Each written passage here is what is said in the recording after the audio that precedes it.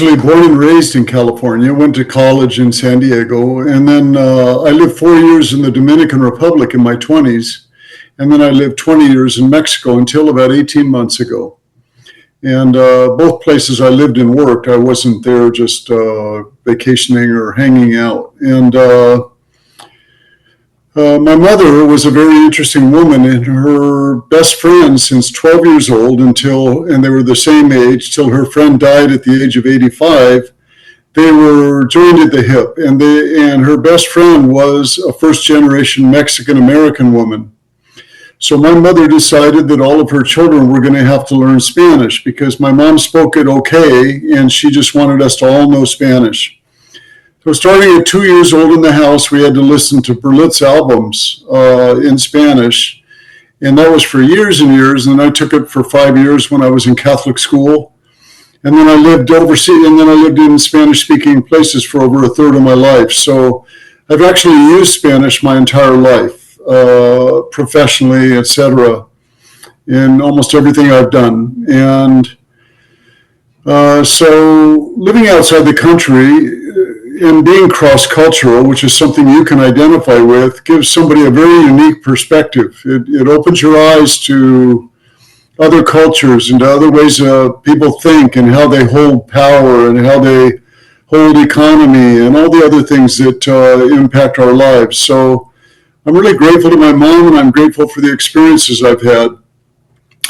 Your question, how can this help guide being governor of California? Well, first of all, 43% of the population is Hispanic Californian.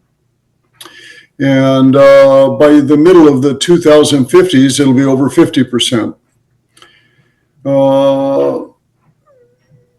The fact is that historically, California has had, I lived for 20 years it's strangely enough, even though I lived in Mexico, it was the first capital of California. It was the first church and first settlement of California, and that was Loreto in the state of Baja California Sur. And that is where the expeditions left from to found the missions up in Alta California, which is the California that we know now, including San Diego as the first one. And it was the capital of all the Californias for almost 90 years. So because of my orientation, I have really good working knowledge of Mexican culture and Dominican culture, and by extension, other Latin cultures because of my language, my ability to communicate.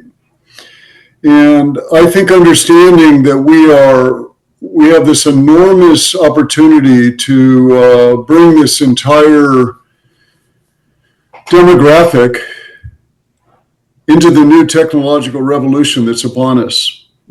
And the way our schools are set up and the way that our benefits programs and our high cost of living, it is not conducive right now to this sector of our population that they would advance rapidly. And they need to, because if California is going to embrace the future and this technological revolution that we're in the middle of, then we're going to have to be really good at educating all of our people, not just the immigrants and not just the Hispanics, but all of them. So one of the things I've paid particular attention to is the future of education in the state. It can't be this system that's 450 years old, one size fits all. We're spending the most money, almost the most money, it depends on which month, but we're in the top 3 states in the country at about $30,000 per student. And it's not working.